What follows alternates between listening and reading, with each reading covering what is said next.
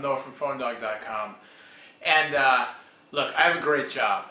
I get to play with cell phones, review them, test them out, make the videos, write about them, correspond with all you guys and gals who watch the vids and send the emails and all that stuff. It's fun. But I see a lot of phones, you know. Cell phones are hot. There are a ton of them coming out all the time. And after a while, it gets to be, it's not bad, it's not real boring, but after a while, you kind of feel like, yeah, I've seen this, I've seen this, I've seen this. Once in a while, a phone comes along that, you know, I get excited about all of them in terms of reviewing them and getting the info out to you, because, you know, different people like different stuff. But once in a while, a phone comes out that I personally get all geeked out about. And this is one of them. This is the Samsung Omnia, the SGH I900. This is an unlocked GSM phone. It's not currently available on a US carrier, but my friends at Samsung, one in particular who doesn't like to be on camera, so I'm not going to say her name, but you know who you are. Thank you for getting us a review model, even though this one's not a US release yet. Lots of rumors flying around, and I'm pretty sure we're going to see this on a US carrier, maybe even before the end of 2008, but I don't know. But I mean, just look at the side of the box here. Look at these specs. 5 megapixel camera, Wi-Fi, 3G, Divx certified. I mean, you know, FM radio even. FM radio. No, for real. Samsung Omnia. I'm psyched about this. So I've got the Omnia. I have got my AT&T 3G chip. Even though it says singular, it's AT&T now. I'm ready to roll. So we're going to unbox this, we're going to fire it up, and we're going to see if it really is the truly all-in-one phone that I'm so geeked out about, or, you know, if I should just put it away and go watch the Olympics. I think there's some team handball on tonight or something. All right, so a little glimpse into the fabulous life of being a tech journalist, or blogger, or whatever you want to call me. When you get these review phones, not only do you get the phone, but you get this handy-dandy reviewer's kit. So you open it up, and it gives you all the details of how, well, can I open this? Well, I can't really show you all of what's in here. But you get this press release, you know, and it goes down what the phone's all about and everything, and things you should look out for. And then you get the agreement that basically tells you this phone is not yours, and if you don't send it back to us by a certain date, we will come repossess everything you own and the rights to your firstborn child. No, it's not quite that bad, but, you know, again, I don't get to keep this, I just get to play with it for a while. So here it is, the Omnia. This is the real deal. It's sealed up, brand new. You know, this isn't any fake Samsung. It's not the, you know, what was there's the Sony P1, and I got some email the other day from some company, and their website, all the phones were complete knockoffs of phones that already exist. So they had the P11, which looked exactly like the Sony Ericsson P1, but they call it the P11. Pretty funny. But this is not a knockoff. This is the real deal.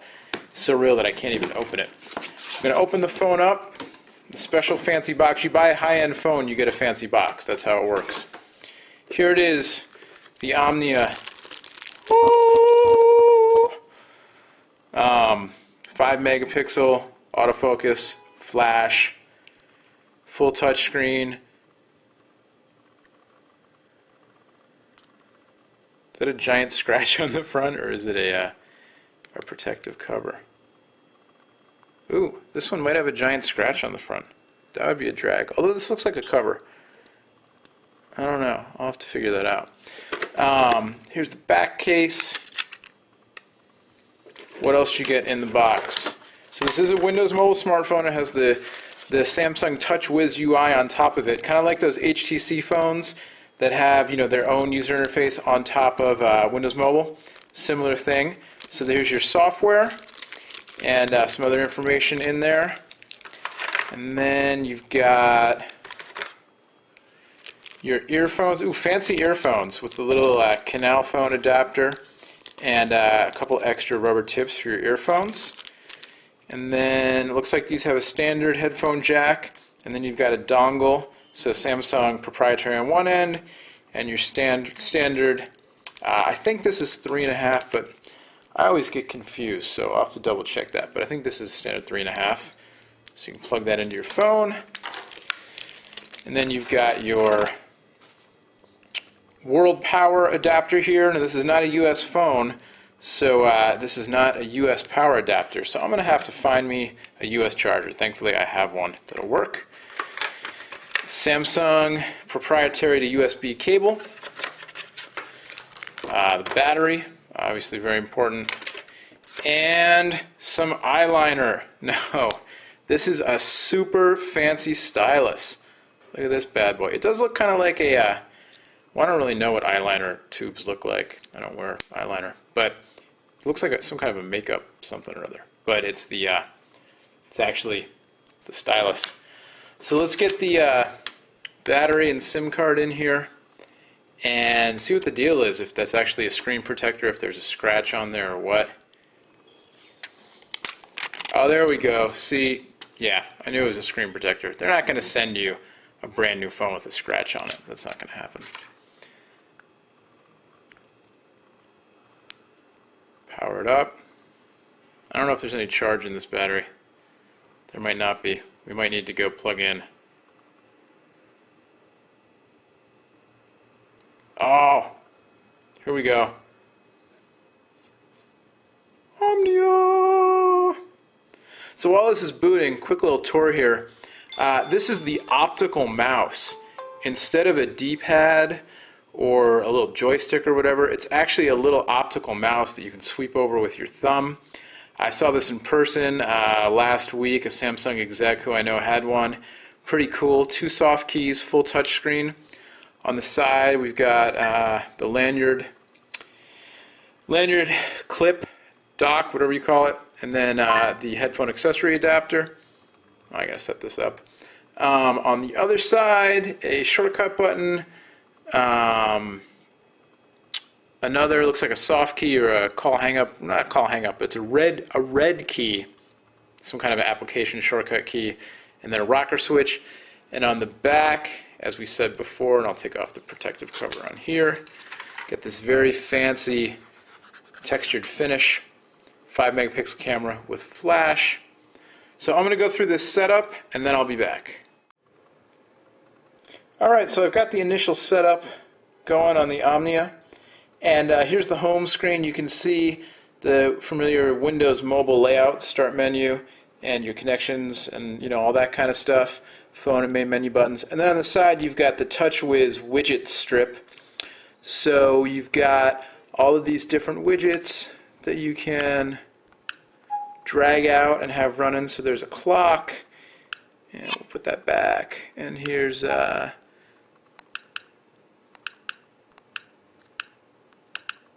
well, yeah, there we go. So that'll take you right to games. So we'll go back, and this will take me probably to the music player, right? Yep, and there's no music in there right now, so it's not going to play anything, but it'll take me to my music. Very cool. So you can kind of customize, what do you want on the home screen, or you can just hide that whole business if you don't want it there.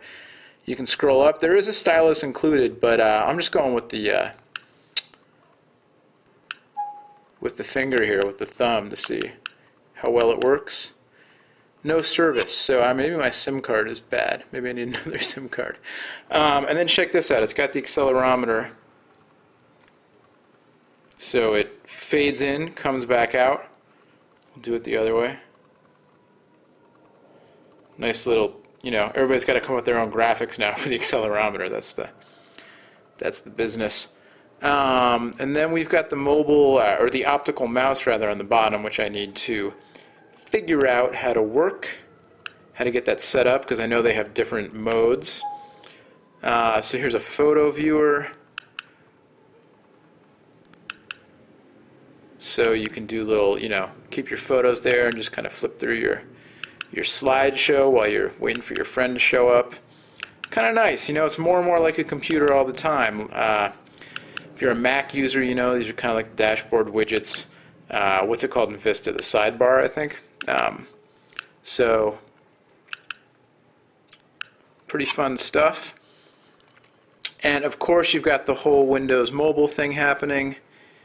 And then you've got, a nice little interface on here, making it a little bit easier to use, more finger friendly. And all right, what I'm going to do is I'm going to go figure out how to work this thing, including the optical mouse. And I'll come back and through the back.